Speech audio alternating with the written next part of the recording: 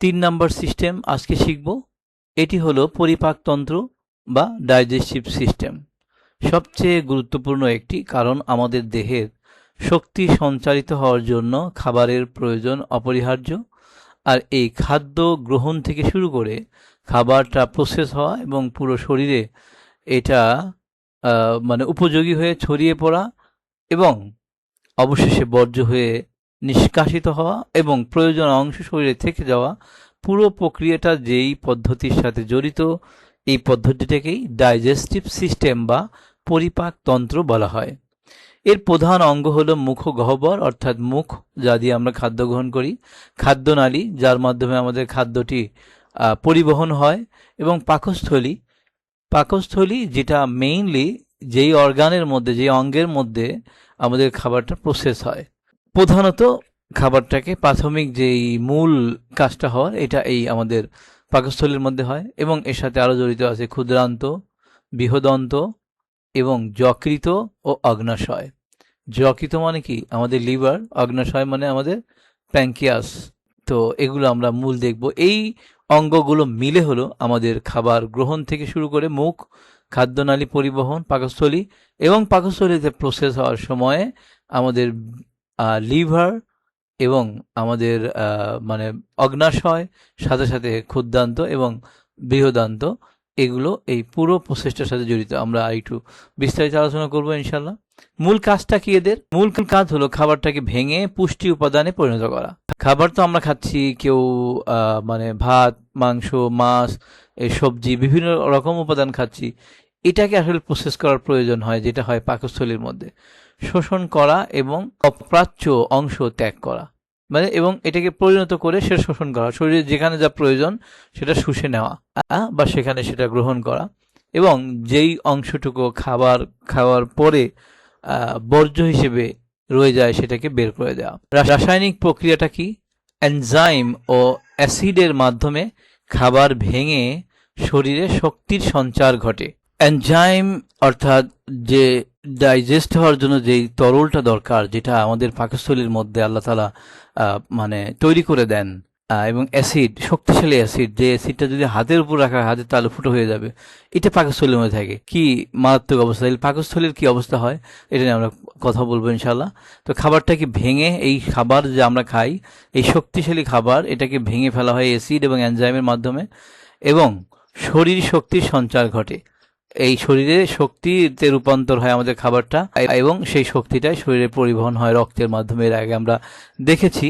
So আমাদের digestive system, অর্থাৎ আমরা যে খাবারটা শুরু হয় প্রক্রিয়াটা মুখ দিয়ে, ইসোফেগাস বলা হয়, যেই নালীর মাধ্যমে আমাদের খাদ্যটা কি ঠিক এই যে আমাদের পাকস্থলীতে পৌঁছে।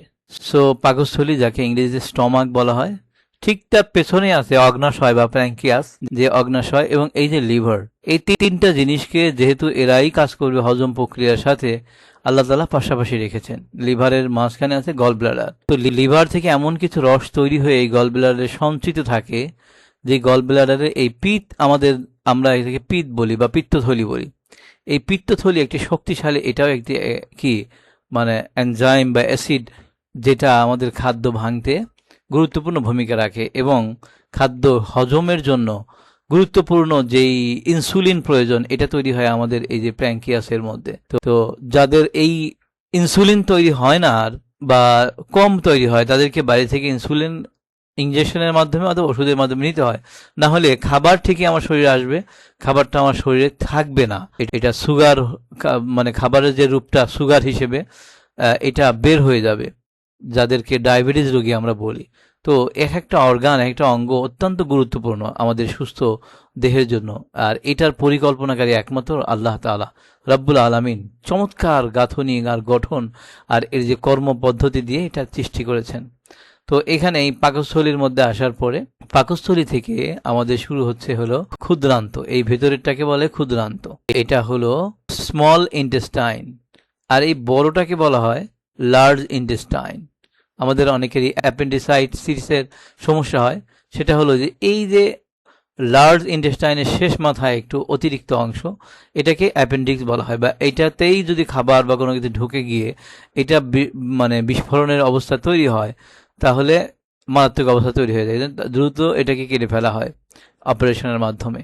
যাই হোক, সেটা ভিন্ন কথা। তো আমরা যে খাদ্যটা গ্রহণ করতেছি, খাদ্যটা আসতেছে এখানে ভাঙতে সাহায্য করতেছে হলো লিভার এবং এখানে অগ্নাশয়। তো এরা লিভার বিভিন্ন ধরনের অ্যাসিড এবং এনজাইম যেগুলো সাপ্লাই দিচ্ছে, এবং সাথে সাথে প্যানক্রিয়াস প্রয়োজনীয় ইনসুলিন থেকে শুরু করে আরও কিছু উপাদান এখানে সে সরবরাহ করছে।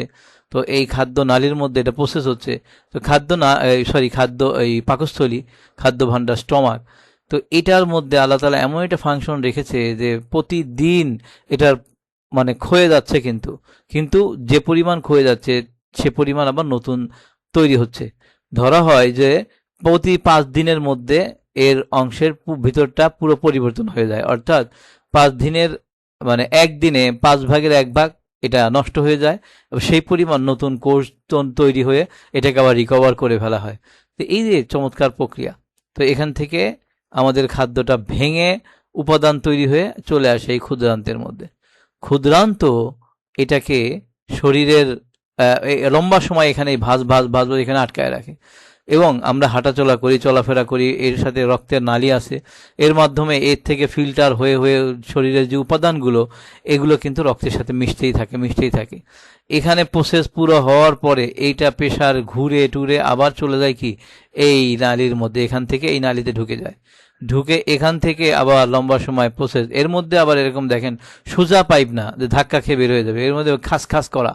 তো এর মধ্যে যাচ্ছে, আবার আটকে যাচ্ছে। এই প্রসেস হওয়ার পরে উপরের দিকে উঠে তারপরে এইভাবে ঢেউ খেয়ে তারপরে ধীরে ধীরে নিচে এসে আমাদের মলদ্বারের যেই আশেপাশে যে এইটার মধ্যে একটা চাপ তৈরি হয়, প্রেশার তৈরি হয়, তখন আমরা অনুভব করি যে এটাকে আমাদের বের করে দিতে হবে। এর মধ্যে এই যে কয়েক ঘন্টা, ৮-১০ ঘন্টা বা তারও কম বেশি সময়ের মধ্যে আটকে থাকে খাবারটা, ভেঙে দেওয়ার পরে এইটা ঝাঁকি বিভিন্ন নড়াচড়া এবং এর মধ্যে থেকে রক্তের প্রত্যেকবার পাম্পিংয়ের মাধ্যমে যা নেয়ার সেটা কিন্তু নিয়ে নেওয়া হয়, আর যেটা আসলে আমার প্রয়োজন নেই সেটাকে বের করে দেওয়া হয়। এখন চিন্তা করেন, কেউ যদি এই খাদ্য মানে এই ইঞ্জিনটার যে পরিমাণ ক্ষমতা তার যদি বেশি দিয়ে দেয়, তাহলে ঠিকভাবে এটা এখানে ভাঙবে না। ঠিকভাবে না ভাঙলে এগুলোর উপর চাপ বেশি পড়বে, এগুলোও ঠিকভাবে এটা প্রসেস করবে না। তো আপনার খাবারের অনেক অংশই প্রয়োজনীয় জিনিস আপনার শরীরে না দিয়েই, কারণ ইঞ্জিনে কুলাচ্ছে না, সেটা বের হয়ে চলে যাবে। তো পুষ্টি এবং শরীরের প্রয়োজন অনেক কিছুই আপনি বেশি খাওয়ার কারণে শরীরে থাকতেছে না, সেটা প্রসেস না হয়ে বের হয়ে যাবে।